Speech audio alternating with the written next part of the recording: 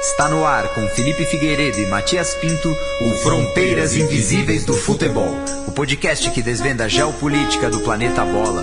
Boa alvorada, ouvintes da Central 3, está começando mais um Fronteiras Invisíveis do Futebol, parceria aqui da casa com o Xadrez Verbal. Por isso, chamo meu amigo e companheiro Felipe Nobre Figueiredo, o homem por trás do tabuleiro.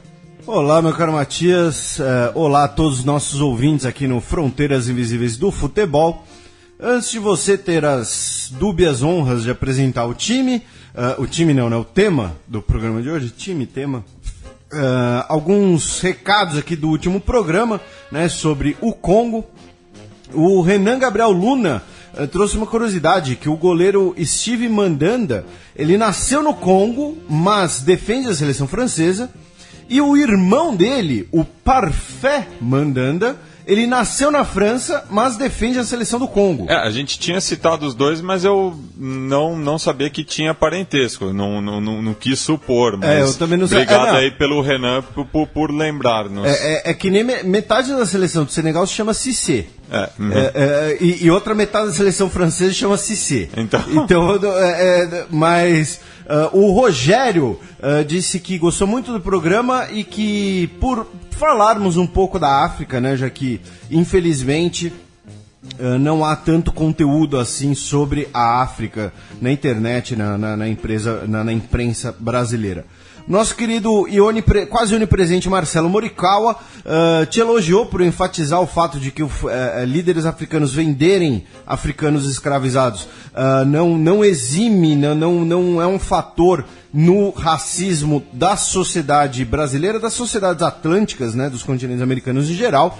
E o meu amigo Gabriel Casotto, que nem sabia que nos ouviu, um abraço para ele e para o grande Júlio Meneghini, e também para o irmão dele, grande Eduardo Meneghini, disse que tem grandes chances da seleção do Congo estar na Copa de 2018, depois de 74. Então vamos ficar na guarda, quem sabe aí se classifica para a Copa na Rússia. Eu queria mandar um abraço também para o nosso ouvinte Rubens, que eu encontrei no último domingo, na saída do Pacaembu, sem motivos clubistas. Estava lá pela Charles Miller. Eu encontrei o Rubens, que por coincidência torce para o mesmo clube que eu. E também mandar um abraço para o Júlio Santos, ex-zagueiro do meu clube, porque estava pesquisando sobre o Brasileiro de 2001. Daí lembrei do Júlio Santos, fui ver a carreira dele após a passagem pelo São Paulo, e ele jogou no Mazembe em 2012.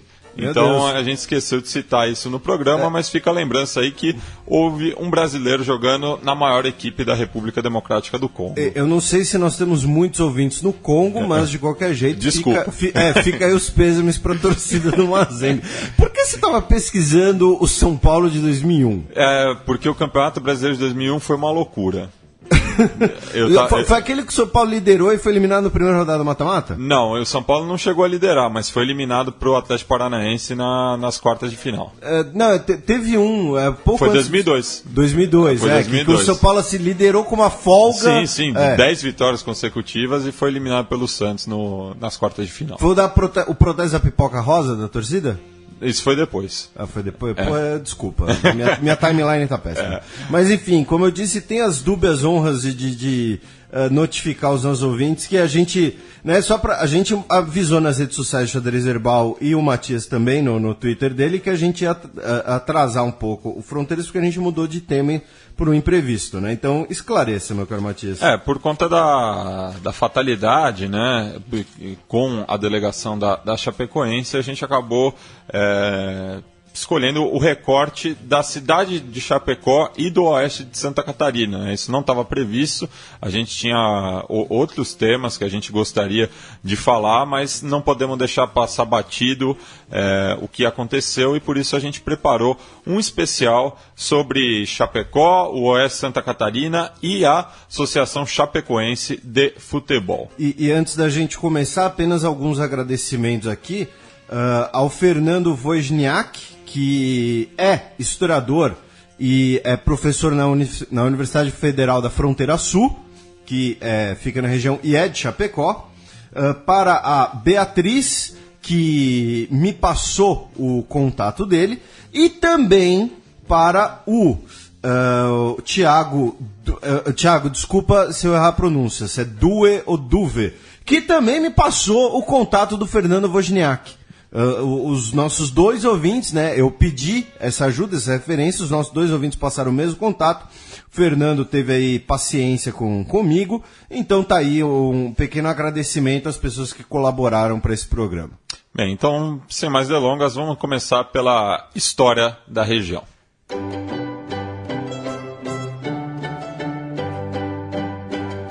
A história. E a gente não pode falar do que hoje é o oeste de Santa Catarina sem falar dos índios Caingangues, né, Felipe? Inclusive porque como os nossos ouvintes vão ver depois, né? Como a gente costuma dizer, esse é um programa de história que usa o futebol como fio condutor. Então vocês vão ver que tem uma ligação, inclusive, nos dois temas. Né? Os índios Caingangues, eles pertencem ao troco linguístico Macro-G, e há cerca de 3 séculos atrás, eles ocupavam um território que aproximadamente, né, vai do rio Tietê, aqui em São Paulo, até o rio Ijuí, que fica no nordeste do Rio Grande do Sul, e para o interior, até mais ou menos a região de São Pedro, na atual Argentina, na atual província argentina de Misiones, que a gente vai mencionar depois a ligação. Eles eram considerados por outras tribos indígenas e pelos portugueses que primeiro chegaram como índios hostis, né, entre aspas, mas é importante a gente lembrar, né, que várias tribos entre as tribos indígenas também havia uma dinâmica ali de relações, de ocupação, de às vezes disputa por um mesmo território. Então você caracterizar um índio como hostil ou não é simplesmente uma perspectiva, né? Mas se a gente lê os textos da época, os portugueses usavam uma terminologia quase como se a gente usa hoje com animais, né? Não, esse daqui é manso, esse daqui é bravo. O que né, era o pensamento da época apenas. E os índios Caingangue, o termo dele, o termo Caingangue é um termo que foi cunhado por um homem branco, né, pelo coronel Telêmaco Borba, em 1882, que expulsou vários desses índios de suas terras, e o termo significa, na língua Macro-G, né, morador do mato. Mato, Ingangue, morador. Ou seja, é um termo, né, os índios moradores do mato, não quer dizer muita coisa, e é um termo, né, como a gente viu, cunhado pelos próprios portugueses. É semelhante ao que acontece com os esquimós, né, que não é a etnia, esquimó não é a etnia, se não me engano é aquele que come carne podre, alguma coisa assim, mas foram justamente os colonizadores que passaram a chamar eles dessa forma. Provavelmente porque eles comem foca. Baleia. Não sei, nunca comi essas coisas. Nós ouvintes, se vocês comeram foca, mande um recado. Os índios Caingangue foram, inicialmente, os primeiros contatos foram justamente em tentativas de conversão por missões jesuíticas na região do oeste do Paraná, de Santa Catarina e do norte do Rio Grande do Sul, e também pelo início da exploração e da ocupação militar da região.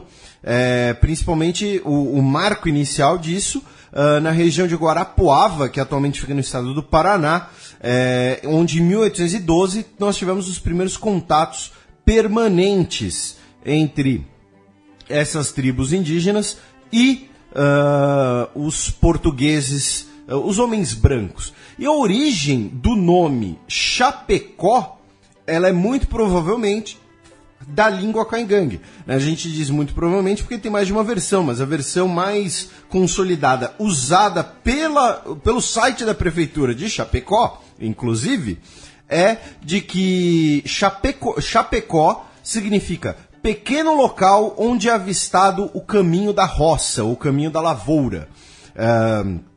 Lembrando que nós temos o rio Chapecó na região e a cidade tem o nome do rio, e o rio Chapecó é o maior afluente do rio Uruguai, e por isso ele colaborou muito para o início tanto das expansões das missões jesuítas, como de bandeirantes entrando no interior do Brasil em busca ou de índios para serem apresados, ou de metais preciosos, ou exploração de outras riquezas naturais, como erva mate, e também em missões de exploração ali numa região em que a fronteira entre o que era o Império Português da América, né, ou seja, o atual Brasil, e o Império Espanhol, ele era, não havia uma zona de divisória clara ainda. Nós tínhamos ali a linha de Tordesilhas, mas que já estava sendo desrespeitada, desconsiderada há muito tempo. E como a gente falou no programa sobre o Rio Grande do Sul, né, o Tratado de Tordesilhas ele nunca foi seguido à risca de nenhum dos lados, até porque não existia tecnologia para tal. Então era terra de ninguém. Quem chegasse primeiro acabava ocupando, né? E nesse sentido, os primeiros jesuítas que chegaram no que hoje é Santa Catarina, ou seja, não necessariamente no oeste catarinense, né, mas foi em 1549, sob a chefia do padre Manuel da Nóbrega, né, que é o pioneiro da ordem jesuítica no Brasil, lembrando que hoje nós temos um jesuíta como papa, e com a autorização do governador-geral Tomé de Souza. E nós temos aqui é um cenário que a região de Chapecó ela acaba exemplificando bem uma coisa que a gente costuma ver muito no colégio, né, entre uma soneca e outro, né, na aula de história. E quando eu digo no colégio, desde quando a gente é criança até ensino médio e tudo mais, que é, além dessa questão fronteiriça que a gente comentou, também, né, aquela disputa entre o jesuíta que quer catequizar o índio e o bandeirante que quer apresar, que quer capturar, escravizar o indígena, né? Os jesuítas foram cada vez mais para o interior, tentando conter esse processo aqui, mas por, obviamente, uma agenda de poder próprio. Porém, mais ou menos ali no século XVII, os movimentos de catequização nessa região acabaram se enfraquecendo, porque era uma região muito difícil de se penetrar, né? Os jesuítas foram mais ao sul, e hoje, no que depois, posteriormente, se convencionou chamar de região dos 7 povos das missões, que é o nome, por exemplo, da província argentina de Misiones. Nós temos outras colônias, outras regiões de catequização na região, que foram alvo de guerras e disputas entre Portugal e Espanha, né, como Colônia do Sacramento, a própria região dos 7 povos das missões, também conflitos entre as ordens religiosas e os bandeirantes. Aqui a gente usa um termo bandeirantes porque a gente é de São Paulo, né, mas dá para usar basicamente um termo geral, inclusive para exploradores espanhóis que vinham ali pelo Rio Uruguai, pelo Rio Paraguai também. A região que hoje compreende Santa Catarina, na época era da capitania hereditária de Santana, a última capitania ao sul, que foi doada a Pero Lopes de Souza. E aí a gente vê uma coisa interessante, né, que explica muito do Brasil. Às vezes a gente fala, não, qual a importância da gente estudar a capitania hereditária? Se você, por estudar, acha que você tem... Se seu professor ali da 8ª série diz que você tem que decorar o nome de todas as capitanias hereditárias, ele está te ensinando errado. Mas a gente, para compreender o Brasil, compreender a diferença do Brasil para outros países americanos, inclusive, é importante a gente ver a questão das capitanias hereditárias. Por quê? Essa capitania de Santana, ela foi doada ao Pero Lopes. E nem ele, nem os seus filhos, jamais pisaram em território brasileiro. Mais que isso, jamais promoveram o que seria a colonização do território, pois achavam que não ia dar muito dinheiro. Por quê? Porque aqui tem, o que tinha em Santa Catarina no século XVII? Floresta, indígena e mais floresta. Né? Então, assim, você fazer incursões pelo litoral para explorar madeira, até ia, mas você colonizar, adentrar nesse território não seria lucrativo. E, mesmo assim, o território foi, por quase 2 séculos, fruto de disputa inclusive jurídica, entre os herdeiros do donatário e os herdeiros de Martim Afonso de Souza, né, o outro o chefe de colonização, que fundou a colônia de São Vicente em 1530, né, a primeira vila brasileira, e que era irmão do Pero Lopes. Eu achei fontes diferentes, eles eram irmãos, eram primos, mas enfim, eles tinham algum parentesco.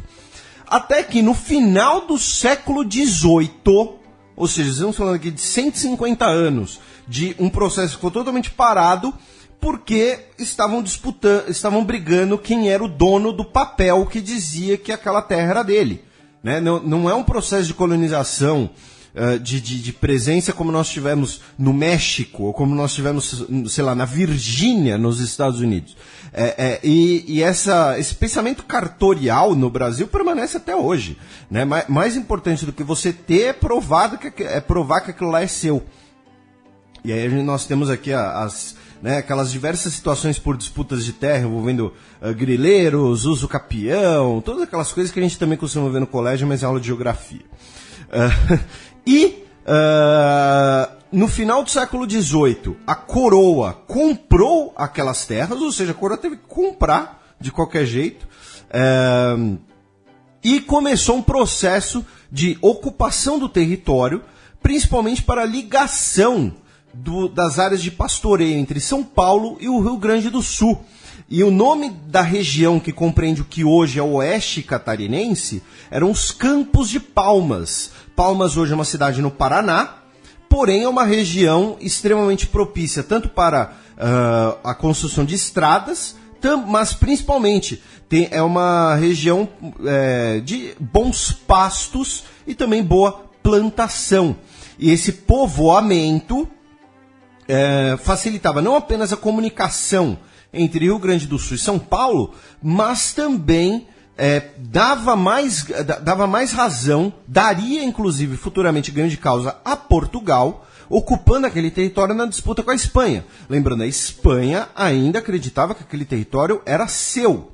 E em 1750 nós temos o famosíssimo, que vocês já ouviram aqui no programa, inclusive no programa sobre o Rio Grande do Sul, e ouviram várias vezes no Xadrez Herbal, o Tratado de Madrid, que estabeleceu as fronteiras entre o Império Português e o Império Espanhol na América, que é a base da atual fronteira brasileira, que foi negociado pelo diplomata Alexandre de Gusmão, nascido na Baixada Santista, inclusive, que batiza o que hoje é a editora do Itamaraty, a Fundação Alexandre de Gusmão, FUNAG, que é considerado, né, o primeiro diplomata brasileiro, embora ele não fosse tecnicamente brasileiro, né, já que não existiu o Brasil independente, mas nossos ouvintes que estudam, se interessam por relações internacionais, estudam para o concurso de diplomata, por exemplo, certamente conhece Alexandre de Gusmão, então está aqui a Chapecó como exemplo. Por quê? Porque Chapecó era bem a fronteira entre Portugal e Espanha.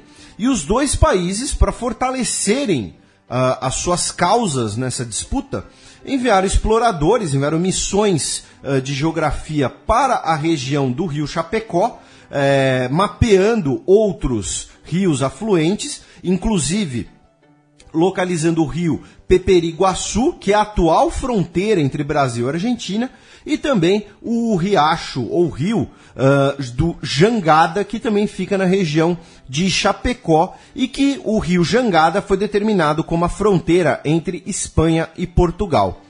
Mais ou menos estabelecido que a região seria de Portugal, Portugal tinha que continuar não só com a ocupação econômica do território, mas também agora com uma ocupação político-militar do território. Né?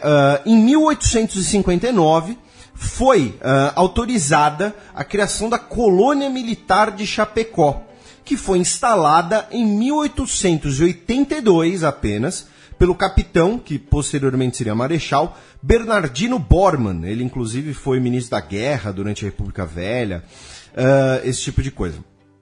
Na região tem uma reserva indígena que existe hoje, chamada de Guarita. Guarita, né, como a gente sabe, né, é um termo da língua portuguesa, mas que normalmente é usado para fins militares, né, guarda, vigia, né, onde fica um guarda. E esse nome foi dado porque nesse período da colônia militar, né, entre a autorização e o estabelecimento de fato da colônia militar, as fronteiras brasileiras elas eram basicamente vigiadas e ocupadas por presença militar. Né, uma referência sobre isso, por exemplo, é o filme Dança com Lobos, né, do Kevin Costner, para você que não dormiu no meio. Nesse período, por que esse nome Guarita? Porque vários indígenas das tribos Caigangue, do povo Caigangue, colaboraram com o exército brasileiro durante a Guerra do Paraguai. E aí ficou o nome dessa reserva indígena que existe até hoje, Reserva Indígena de Guarita. Fica à vontade aí para jogar no Google se vocês duvidam da gente. O capitão Borman, né, que fundou a cidade, a colônia, melhor dizendo, ele foi o seu diretor até 1896, ou seja, por 16 anos. Ele instalou a colônia em março de 82, com um destacamento militar, e convidou os caboclos da região para que se instalassem na colônia, atraindo cerca de 40 famílias, chegando em 2 anos a mais ou menos 200 habitantes, além dos soldados, e foi a única colônia militar de Santa Catarina formada por famílias caboclas da região, sem a participação de imigrantes europeus nesse primeiro momento. Né? A colônia possui igreja, armazém, telégrafo, e o Borman fundou o primeiro jornal da região, o Chapecó, também no final do século XIX. Né? E por isso que o nome dele é muito ligado aí à história do Oeste Catarinense. Agora, como eu disse, né, para os nossos ouvintes que estudam política internacional, ou fazem faculdade de relações internacionais, ou estudam concurso de diplomacia, também já devem ter ouvido falar em outra coisa, né, a questão de Palmas. Por quê? Porque essa disputa fronteiriça resolvida entre Portugal e Espanha, e que foi, digamos assim, afirmada com essa presença das colônias militares nas regiões de fronteira, ela foi um acordo entre Portugal e Espanha. Quando os países se tornaram independentes, considerando-se herdeiros das bases fronteiriças atuais, nós também tivemos uma disputa entre Argentina e Brasil pela região. A chamada questão de Palmas, porque incluía não apenas o oeste de Santa Catarina, mas também o oeste do atual Paraná e mais um pouco do noroeste do atual Rio Grande do Sul. Nós tivemos, então, uma arbitragem internacional pelo presidente dos Estados Unidos, Grover Cleveland. O que aconteceu? Com a proclamação da República, as negociações vinham entre a Argentina e o Império do Brasil. Porém, com a proclamação da República, o Quintino Bocaiúva, que na época era o ministro de Relações Exteriores do governo provisório, ele assinou um tratado que dividia a região entre ambos os países. O Congresso Nacional Brasileiro não ratificou o tratado por considerar que o Quintino Bocaiúva cedeu demais, ele extrapolou as suas funções, e concordaram com a Argentina em deixar o assunto para uma arbitragem internacional, no caso, como eu citei, do Grover Cleveland, que deu um laudo inteiramente favorável ao Brasil, mantendo suas fronteiras nos rios Peperiguaçu e Santo Antônio. E tanto que no estado do Paraná, atualmente, nós temos uma cidade chamada de Clevelândia, que é homenagem ao Grover Cleveland. E quem começou a sua carreira, digamos assim, começou a ter destaque, melhor dizendo, nessa situação, como representante do Brasil, foi o José Maria da Silva Paranhos Júnior. Para quem não sabe, ele é o Barão do Rio Branco, que elaborou em 6 volumes a documentação, a questão de limites entre o Brasil e a República Argentina. E foi aí que ele começou a ter o nome de advogado do Brasil, lembrando que o Barão do Rio Branco teria um papel em várias outras fronteiras brasileiras, especialmente o estabelecimento das fronteiras no atual estado do Acre. Então, com a República e o ano de 1895, nós temos a consolidação do atual Oeste Catarinense como parte da República do Brasil, após um processo tanto de ocupação econômica quanto de ocupação militar e uma disputa entre os dois impérios coloniais que foi herdada, digamos assim, pelos países independentes. Agora vamos entrar em campo para falar da fundação da Associação Chapecoense de Futebol. O campo. Felipe, a Chapecoense é fruto, né, de uma fusão de outros clubes da cidade e muito ligada ao amadorismo também, né?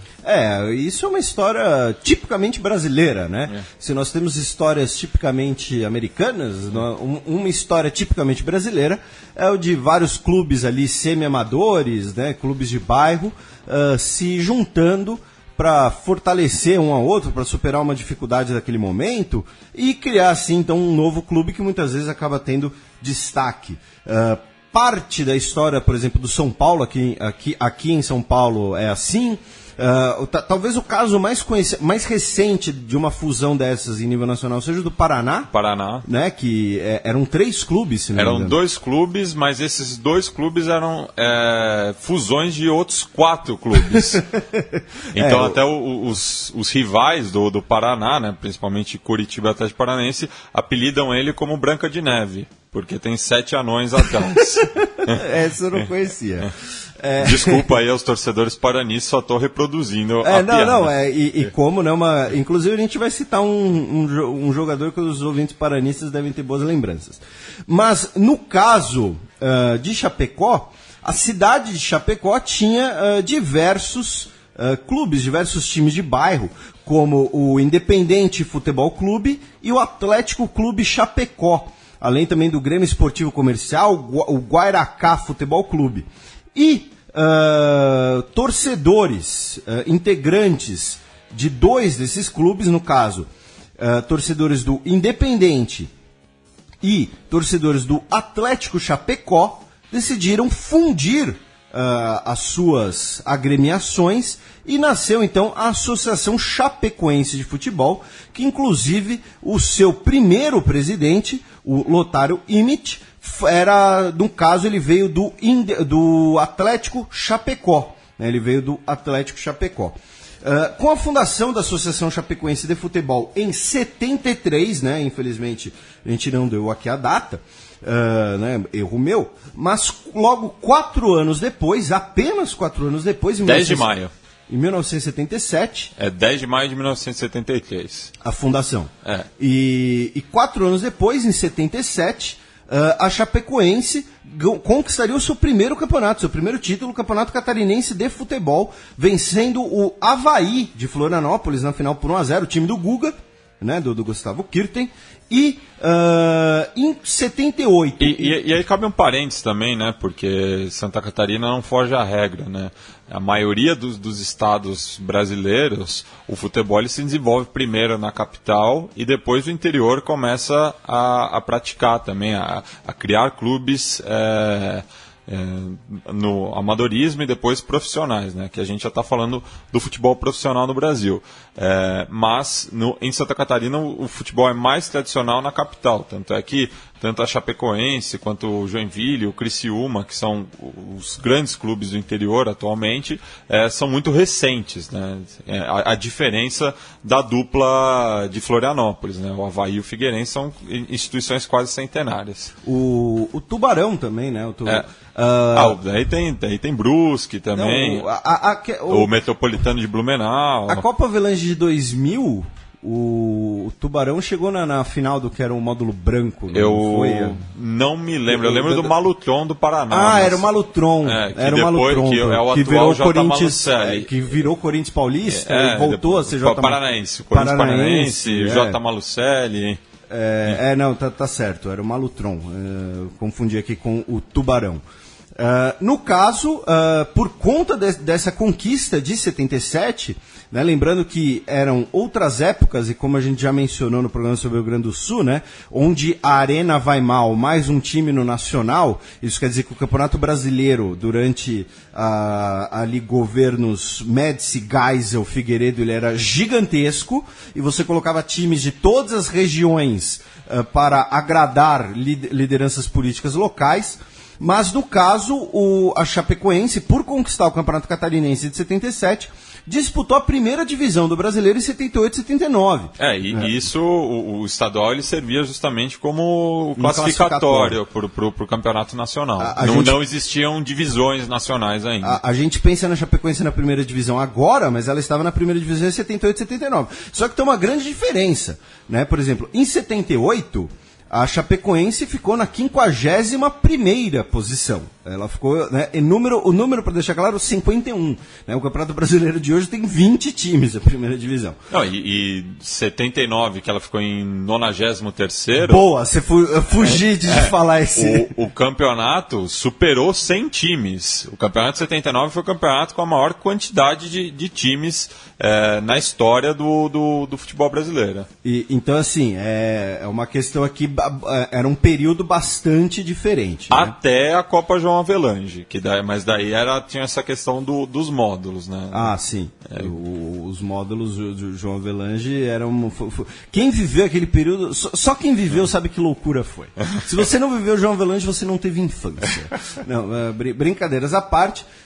A Chapecoense, durante mais ou menos aí 20 anos, vai ter um cenário regional, vai ser um time muito mais regional. No início do século XXI, a Chapecoense entra em crise por endividamento, dívidas maiores do que o patrimônio do clube. Por isso, em 2003, a Chapecoense ela usa uma manobra jurídica que foi usada durante várias vezes na Itália, por exemplo, e em que ela mudou a pessoa jurídica do clube. Se tornou Associação Chapecoense Kinderman Mastervet, para fugir dessa questão das dívidas insolvíveis, como se você refundasse o clube, a empresa. Já com essa reestruturação financeira, a partir do final da primeira década do século XXI, a Chapecoense começa a se reestruturar, conquista o seu 3º campeonato estadual e conquista o acesso à Série C do Brasileiro. Na Série D do Brasileiro de 2009, Chapecoense e Macaé se enfrentaram no Maracanã, antecedendo como um jogo preliminar do Fla-Flu do segundo turno do Brasileirão. O time perdeu para Macaé de 2-0. No jogo de volta venceu pelo placar de 3-2. Não conseguiu se classificar para a final, porém, pelo fato de estar na semifinal, entre os 4 melhores times do torneio, subiu a Série C para o ano de 2010. Em 2010, que seria então um ano bom para a Chapecoense, ele não começou nada bom, porque o clube seria rebaixado na primeira divisão do Campeonato Catarinense, mas foi mantido na primeira divisão depois que o Atlético de Ibirama pediu licenciamento do futebol profissional. Então quem foi rebaixado foi o Juventus, o último colocado, e o Atlético de Ibirama, que pediu esse licenciamento. Então manteve a Chapecoense na primeira divisão por uma questão financeira do outro time. O outro clube não tinha condições de manter sua equipe, então ficou aí na primeira divisão. O time, a Chapecoense, chegaria à Série A, na Série B. A Chapecoense ficou em 3º colocado na Série C em 2012, ou seja, subiu da D para C em 2009. Aí, em 2012, subiu da C para B. Em 2013, subiu da B para A. E em 2014, 40 anos depois da sua fundação, voltou a jogar a Série A profissional. Então vejam, uma coisa que fez muita gente ter carinho, admiração pela Chapecoense, porque a gente está falando de um time que em 5 anos foi se a gente quisesse mais, 6 anos foi de ausência no Campeonato Nacional para a Série A. Em 6 anos. Coisa que clubes com camisas historicamente muito mais pesadas não conseguem fazer. Né? Recentemente a gente teve com a nossa querida professora Ana Luísa de Moraes Campos aqui, e ela é de Fortaleza, né? E a gente brincou até sobre como anda a rivalidade do futebol em Fortaleza, já que o Fortaleza, por exemplo, sempre chega nas finais da Série C, mas não consegue subir para B. E quando a gente pensa historicamente, por exemplo, a camisa do Fortaleza é uma camisa tradicional O Náutico é um time que também fica, né, nesses altos e baixos já tem um tempo. O Santa Cruz teve uma história muito bonita também de ascensão nos últimos anos, mas esse ano voltou a cair. Então a Chapecoense ela teve um período marcado não só por uma boa administração, mas também por bons times e resultados dentro de campo, né? Aí 2014 voltou a disputar a Série A.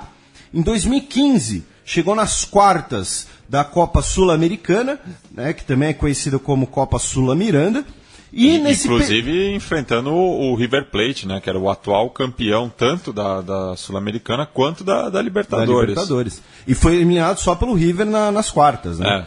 E nesse período acabou ganhando o apelido de Chapé Terror, porque enfrentar Chapecoense em Chapecó, hoje todo mundo sabe que não é fácil, mas na época, surpreendendo, né, todo mundo, a Chapé Terror meteu 5-0 no Inter em 2014, 4-1 no Fluminense em 2014 e 5-1 no Palmeiras em 2015. Né, é a palmeirada anual, né? Inclusive 2016 foi o primeiro ano que não teve palmeirada. O Água Santa, não? O Água Santa era o time B no Paulistão, normalmente no Brasileirão. Ah, tá. Mas tudo bem, vai. A Água Santa foi a palmeirada do ano. Pronto, tá bom, vai, seu clubista. Mas, enfim, e aí ganhou esse apelido de Chapé Terror, né? E continua aí na primeira divisão. E aí, agora, passando aqui um pouco pelos principais títulos e campanhas do time, a Chapecoense tem 5 campeonatos estaduais, 77, 96, 2007, 2011 e 2016, e também 5 vices, 78, 91, 95, 2009 e 2013. E muitos deles, se eu não me engano, esses vice-campeonatos era sempre contra o Criciúma, o que criou uma rivalidade muito grande entre os dois clubes. O interior de Santa Catarina. Talvez seja, porque na região ali, oeste, não tem nenhum clube de expressão, né? Nem no campeonato estadual. Então talvez, olhando de fora, claro, mas me parece que a maior rivalidade da Chapecoense é com o Criciúma. Bem, certamente alguém vai nos corrigir. E torcedores do Criciúma não fiquem bravos com a gente vai fazer um sobre Santa Catarina como um todo. Tá? E nesse período teve uma polêmica também, que foi o Campeonato Catarinense de 78. Por quê? A Chapecoense seria bicampeã, a Chapecoense foi por um mês a campeã, mas na Justiça Desportiva perdeu o título para o Joinville, porque na verdade o campeão muito provavelmente seria o Avaí. Só que o Avaí desistiu do campeonato, deu um WO por uma razão até alegando, né, razões de segurança na época, isso aqui é obviamente uma versão resumida, e aí melou o campeonato e a decisão foi para a Justiça. E durante um tempo era a Chapecoense e com o julgamento final acabou sendo o Joinville. Então o campeonato de 78 também é uma questão interessante aí para a Chapecoense, na história da Chapecoense, melhor dizendo. Falando aqui de alguns dos principais jogadores ídolos da Chapecoense na década de 90 para cá, né, alguns principais jogadores nesse período, por exemplo, foi o zagueiro Hilton, que foi revelado no clube e que teria sucesso nacional justamente com a camisa do Paraná. Por isso que eu mencionei, né, os torcedores paranistas, que eles iriam ter uma boa recordação naquele momento. Né, jogou pelo Paraná, inclusive, se não me engano, na Copa Jovelândia, que a gente mencionou várias vezes. E que o Paraná foi o campeão do módulo amarelo. Ganhando do São Caetano. Eu estava no jogo no Parque Antártica, inclusive, primeiro porque era de graça, segundo que eu moro perto, e terceiro que Você estava de férias já também. Não, né? e já na época, antes da final do módulo amarelo, já tinha os boatos de que metade do time de São Caetano ia pro Palmeiras. E acabou sendo pingado, mas de fato, metade daquele time uma hora acabou no Palmeiras. Magrão.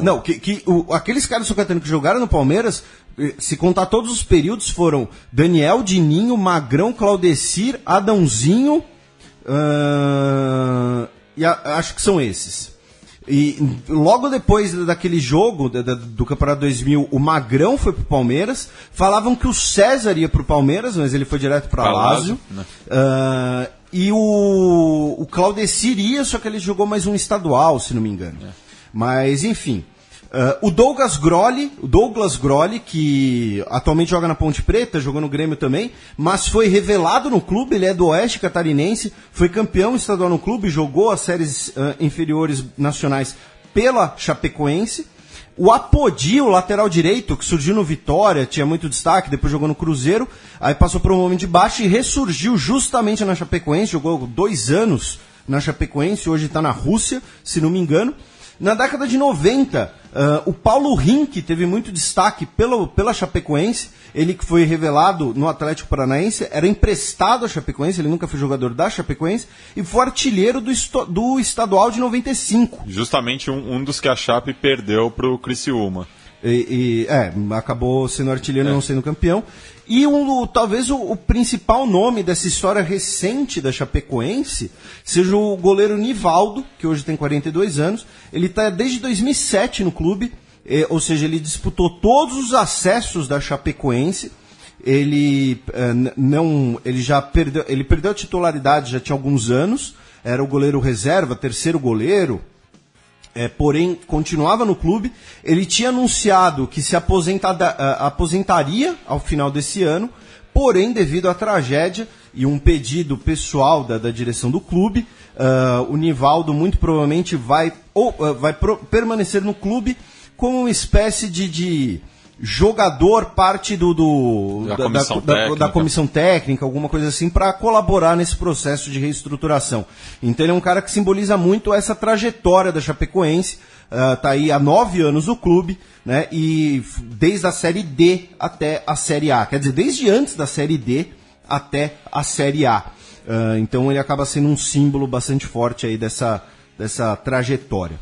O estádio da Chapecoense era o Estádio Índio Condá, que foi fundado em 76, tinha capacidade para 15 mil pessoas, depois foi expandido, e em 2008 iniciou-se a construção da Arena Condá. Então, melhor fazer essa distinção para não confundir, né, mas o nome é o mesmo. A Arena Condá foi construída com apoio da prefeitura, inclusive, a reforma, né, a reconstrução praticamente, né, custou 25 milhões de reais, ou seja, um preço aparentemente extremamente justo, quando a gente pensar que teve estádio muito menos útil que custou 20 vezes isso, e comporta 21 mil pessoas. E o mascote do clube, que é um guerreiro indígena, né? O mascote do clube é um guerreiro indígena, é um guerreiro caigangue.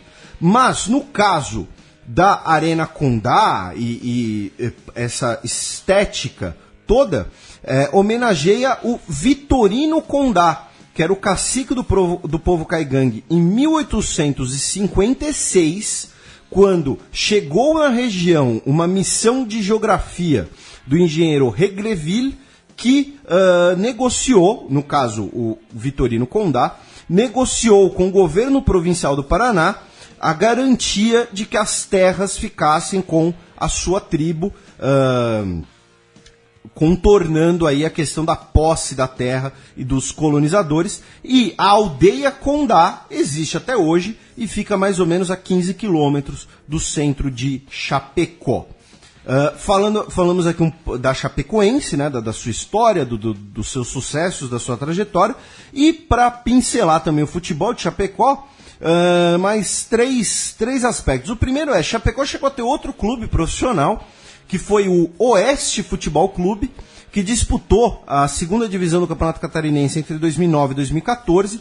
Era um time de empresários, era um time formado para formar e vender jogadores, revelar e vender jogadores, tanto que em 2012 o clube firmou parceria com o Itajaí Futebol Clube, ou seja, ele era de Chapecó, entre aspas, mas mandava suas partidas em Itajaí a partir de 2012.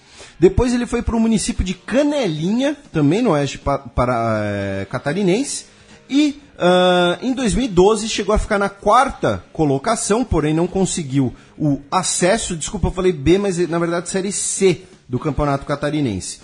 E em 2015 o clube se licenciou e não disputou mais jogos profissionais. Ou seja, teve ali uma aventura de empresários para formar um clube que formasse e vendesse jogadores sem necessariamente muito diálogo, muita interação com a população da cidade. Chapecó é um importante polo do futsal feminino, com o time da Uno Chapecó Female Futsal /Aurora. Aurora, a empresa de frigorífico que tem sede em Chapecó e também patrocina a Chapecoense na sua camisa. O time da Uno Chapecó foi hexacampeão nacional de futsal feminino, foi campeão do Sul-Americano de Clubes do futsal feminino em 2012 e foi tricampeão da Copa das Nações, que é um torneio disputado em Portugal. A Uno Chapecó ganhou de 2009 a 2011 e que é uma espécie, não é oficialmente, né, mas é uma espécie ali de mundial interclubes de futsal feminino. As edições contaram com times, inclusive tradicionais, como por exemplo o Benfica e o Atlético de Madrid, além de outras equipes. Lembrando que o futsal é muito forte na Espanha, então dá para dizer que o time de futsal feminino de Chapecó, a Uno Chapecó Female Futsal, foi tricampeão mundial de futsal feminino de clubes. E a considerada melhor jogadora de futsal do mundo, a Vanessa Cristina, também conhecida como Vanessinha, ela nasceu em Minas Gerais, porém jogou durante muito tempo em Chapecó. E aí eu mencionei que a Vanessa é nascida em Minas Gerais, porque aí nós temos os casos de jogadores nascidos em Chapecó. Um deles é o Rioran, meia da Chapecoense, que já foi negociado com o Palmeiras, porém ele é nascido em Chapecó, revelado pela Chapecoense. O Rodrigo Grau, né, que vários torcedores de acho que uns 30 clubes devem lembrar dele com a camisa do seu time. Mas principalmente Grêmio e Juventude, né? Grêmio, Juventude, Flamengo... Não, mas por passagem memorável, né? Ele foi mas campeão gaúcho pela Juventude, ganhou títulos com o Grêmio. E ele é de Chapecó, Chapecó, e ele jogou na Chapecoense entre agosto de 2012 e meados de 2014, inclusive subindo de divisão nacional com a camisa da Chapecoense. E também é de Chapecó o Copete, goleiro que teve uma passagem extremamente apagada, para dizer o mínimo, pelo Vasco. Inclusive um abraço para o nosso querido Tanguy Bagdadi. E que hoje, não sei onde o Copete não se encontra. Se alguns dos nossos ouvintes for familiar do Copete, nos avise. Então, passando aqui pelo futebol de Chapecó, é mais ou menos isso, acho, meu caro Matias. Exato. Então vamos passar agora para a história recente do e claro, município. Só para deixar claro, né? A Chapecoense é a campeã sul-americana de 2016. Claro, né? Isso sim. A gente está partindo do pressuposto, né, de que os nossos ouvintes conheçam a tragédia que comoveu o mundo do futebol, né? Porém, bom deixar claro e lembrar que a Chapecoense é a campeã da Sul-Americana de 2016. E com esse logro também ela se torna a segunda equipe catarinense a se classificar para a Copa Libertadores, né? Lembrando que o Criciúma jogou a edição de 92 por ser campeão da Copa do Brasil do ano anterior. Com Felipão de técnico. Isso, e Jairo Lenz ali na meiuca. Vamos passar então agora para a história recente do município. O mapa. Bem, Felipe, um dos principais fatos históricos, né, do estado de Santa Catarina no século XX é a questão do contestado, né, a guerra do contestado, como ficou conhecido esse episódio. Chapecó é da região, mas a guerra não chegou até lá, né? A Chapecó, ela é da região que era contestada, mas não da área da guerra. Né? Se vocês quiserem saber exatamente, né, qual era a região em que nós tivemos a guerra do contestado, existe no estado de Santa Catarina a região metropolitana do contestado, que reúne ali 45 municípios, tem como sede o município de Joaçaba e fica ali bem no centro do estado. Né? Passando aqui, né, recapitulando um pouco o que foi a guerra do contestado, o conflito em si foi de 22 de outubro de 1912 até agosto de 1916, durou 4 anos, deixou mais de 10 mil mortos entre combatentes e pessoas que morreram devido a epidemias e fome causadas pelo conflito. Lembrando que 10 mil pessoas no Brasil do início do século XX era bastante coisa, tá? Hoje, infelizmente, é um número que é banalizado devido aos nossos índices de violência, de acidentes no trânsito, mas estamos falando de muita gente.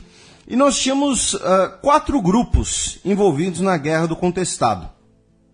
O governo do Paraná, apoiado pelo governo federal, os caboclos de Santa Catarina e as empresas madeireiras e as empresas ferroviárias, que por sua vez tinham as milícias de vaqueanos, que eram milícias que protegiam a sua propriedade ou então expulsavam pessoas de propriedade que essas empresas consideravam suas. Então nós temos aqui basicamente esses 4 grupos. A origem da Guerra do Contestado foi uma ação judicial do governo de Santa Catarina contra o governo do estado do Paraná em 1900, pelos limites do estado, considerando que o governo do Paraná estava explorando regiões que eram de Santa Catarina. A partir do momento em que o Supremo Tribunal dá ganho de causa a Santa Catarina, as empresas, principalmente partindo do Paraná, passam a explorar a região de forma privada, digamos assim, / unilateral. A gente está falando de uma região rica de erva mate e de madeira, uma região em que nós tínhamos, basicamente, famílias assentadas em uma agricultura virtualmente de subsistência, quase sem presença de poder público, e o conflito ele teve um forte componente, é bom a gente lembrar também, de um messianismo, né, de que o governo representava males, de que era uma garantia divina daquela terra, da produção daquela terra, de que o local daquelas famílias era ali. Então nós temos um grande componente do messianismo, de lideranças religiosas na Guerra do Contestado. O que aconteceu? Parte dessa população cabocla de Santa Catarina foi expulsa de suas terras por uma doação que teria sido feita pelo governo brasileiro à Southern Brazil Lumber and Colonization Company. Essa população cabocla, expulsa da sua terra, em Santa Catarina, migrou ao norte, para a região do atual Paraná. Isso foi visto pelo Paraná como uma investida de Santa Catarina para tentar forçar a posse desse território contestado, aqui não usando como nome próprio. O governo do Paraná mandou um destacamento policial para expulsar essa comunidade. Em outubro de 1912, nós tivemos 21 mortos, entre eles o monge José Maria, que era um dos líderes desse grupo caboclo. Por isso que 22 de outubro de 1912 marca o início do conflito.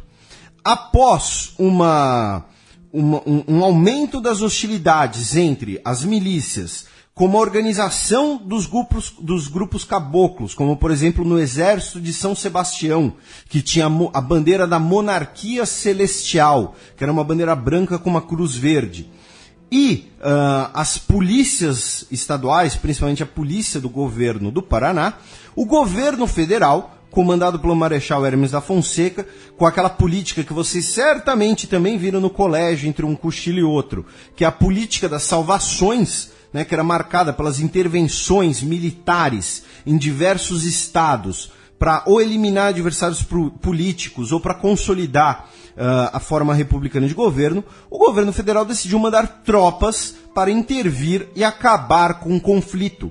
Parte, inclusive, né, de uma ideologia nacionalista e civilista na República e da construção da imagem de um exército nacional, né? Ou seja, o exército e o governo federal são instituições que estão acima das empresas, das milícias, das empresas, dos caboclos, das polícias, dos governos dos estados e por aí vai.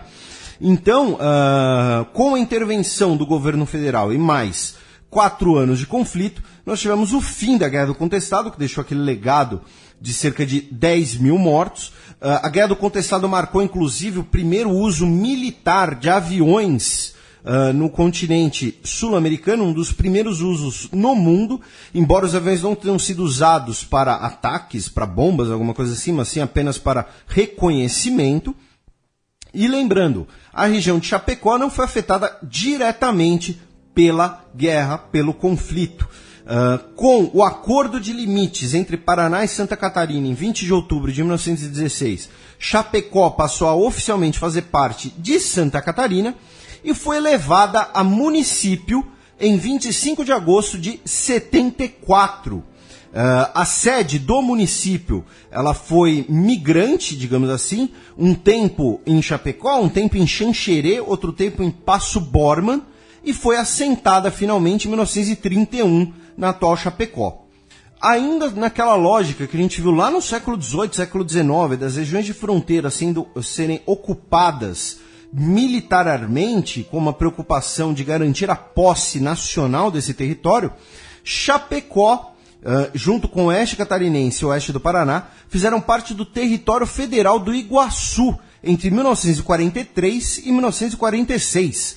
Notem que é o período em que o Brasil faz parte adentra o conflito da Segunda Guerra Mundial e temia-se, digamos assim, um possível conflito com a Argentina, seja derivado diretamente da Segunda Guerra Mundial, com o Brasil do lado dos Estados Unidos e Argentina do lado dos alemães, ou então como um conflito derivado, um conflito secundário da Segunda Guerra Mundial. Logo depois da guerra, esse território federal é dissolvido, né, não se tem mais o território, e com a Constituição de 88, né, os últimos territórios federais são transformados em estados, e a partir aí do final da Segunda Guerra Mundial, Chapecó é um dos maiores municípios do Brasil. Quando eu digo maiores, eu estou sendo literal. Estamos falando aqui de 14 mil quilômetros quadrados, basicamente metade da atual mesorregião do oeste catarinense. Ou seja, o que se chama de oeste catarinense hoje, metade, na verdade, era o município de Chapecó. Passam a chegar gaúchos, principalmente descendentes de italianos e alemães da região serrana, né, os chamados de colonos, né, num sentido mais regional. E Chapecó passa a sediar também, nesse período, a Secretaria de Estado dos Negócios do Oeste, que era uma espécie ali de subgoverno estadual. E vários dos municípios adjacentes à atual Chapecó eram parte desse município gigantesco de Chapecó, como Xaxim, Arvoredo e Paial, lugares que eu, infelizmente, não conheço. Eu nunca fui para Santa Catarina em geral, nunca fui nem para Florianópolis. Hoje, a região metropolitana de Chapecó foi criada em 2007 e reúne 16 municípios que estão em processo de conurbação, além de outros 9 municípios que completam o que se chama de área de expansão metropolitana, com mais de 2 milhões de habitantes. O município de Chapecó, hoje, ele tem 626 mil quilômetros quadrados, mais ou menos 210 mil habitantes, numa cidade planejada, uma cidade toda quadradinha, depois dê uma olhada em fotos aéreas. É a 5ª maior cidade de Santa Catarina, atrás de Joinville, Florianópolis, Blumenau e São José. Tem um PIB de 7 bilhões de reais, pouco mais de 6 bilhões e meio, vamos colocar reais, e um PIB per capita de mais ou menos 33 mil reais por ano. O seu IDH é de 790, né, 0,790, sendo um dos 100 maiores IDHs municipais do Brasil. A economia da cidade ela tem dois pontos interessantes, digamos assim.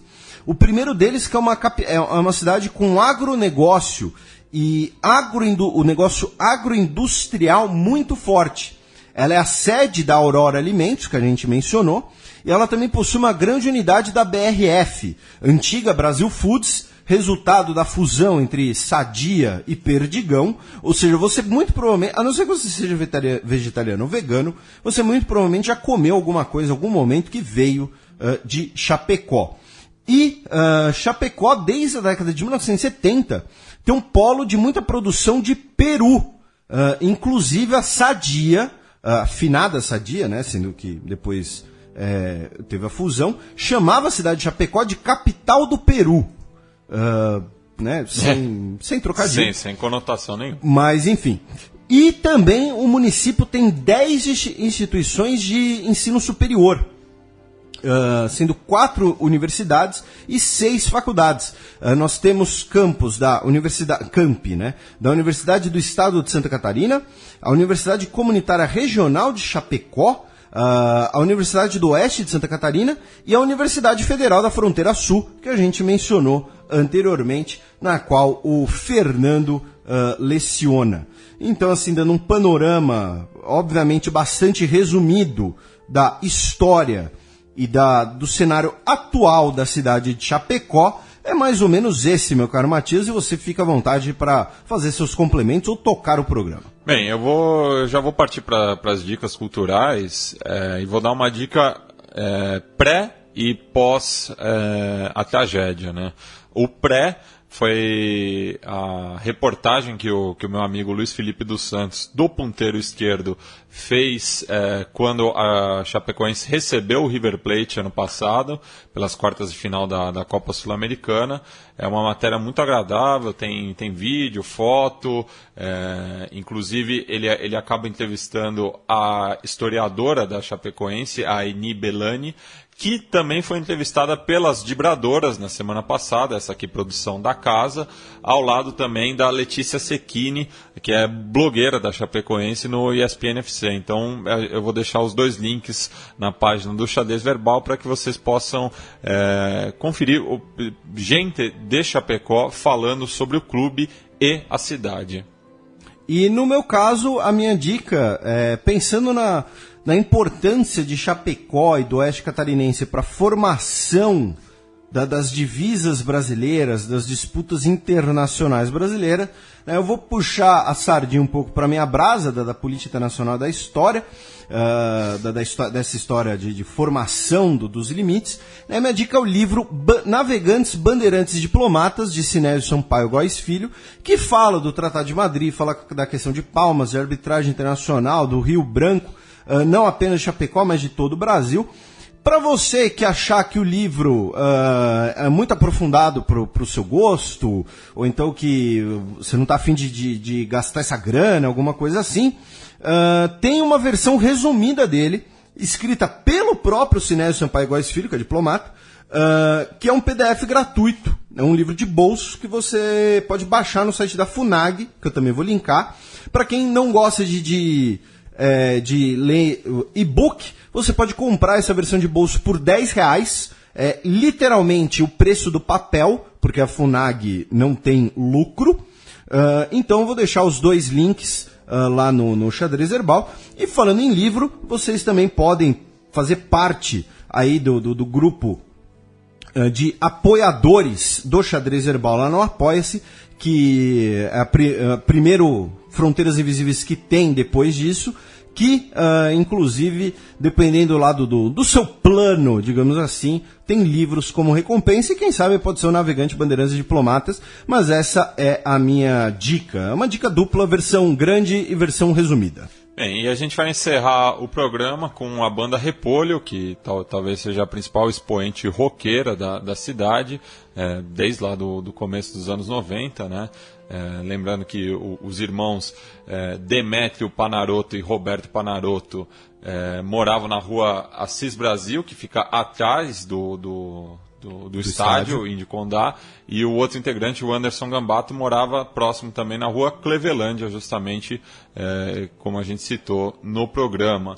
E uma das músicas do primeiro álbum deles, a primeira demo deles, gravada em 94, segunda fita demo, na verdade, chama Índio Condá, é uma homenagem a essa figura histórica e que também batiza o estádio, e essa música acabou indo para arquibancada, já que a torcida da Chapecoense canta o refrão dessa música nos jogos até os dias atuais. Então a gente vai terminar aí com a banda Repolho cantando Índio Condá. E nos encontramos numa próxima fronteira aí pelo mundão.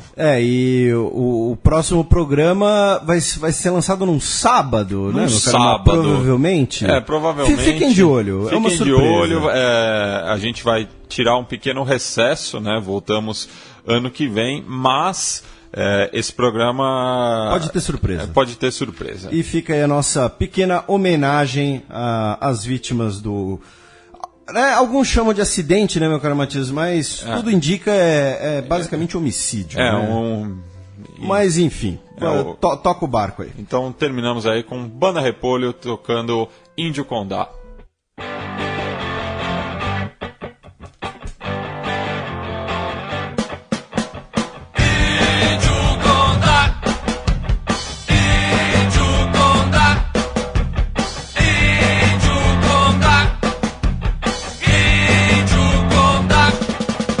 Senta, levantano, moçina, já tá, senta, levantano, moçina, já tá, senta, levantano, moçina, já tá, senta, levantano.